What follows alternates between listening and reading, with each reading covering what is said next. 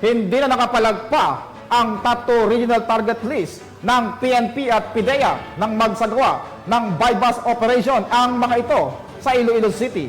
Yan ang balita ni Patrolwoman Andrea Dominique de Palubos. Timbog ng mga operatiba ng Regional Police Drug Enforcement Unit 6 ang top 2 regional target list ng Philippine National Police at Philippine Drug Enforcement Agency sa isinagawang drug bypass operation sa Barangay Bituon, Haro, Iloilo City nitong ika-1 ng Hunyo taong kasalukuyan.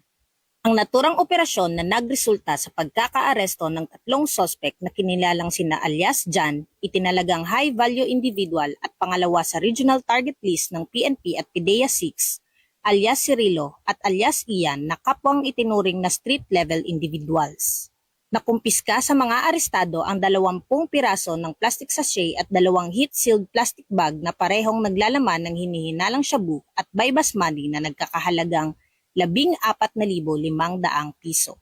Ang operasyon ay isinagawa ng Regional Police Drug Enforcement Unit 6 kasama ang Iloilo City Police Station 3 at Philippine Drug Enforcement Agency Regional Office 6.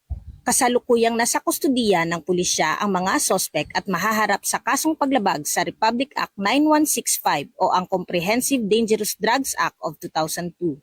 Layunin ng kapulisan katuwang ang ibang ahensya ng gobyerno na mas paigtingin pa ang kampanya laban sa iligal na droga para sa kapayapaan at kaayusan sa syudad ng Iloilo. Mula dito sa Western Visayas, ako ang inyong PNN correspondent, Patrolwoman Andrea Dominique de Palubos, alagad ng batas, taga-taguyod ng Balitang Pulis. Maraming salamat sa iyo, Patrolwoman de Palubos.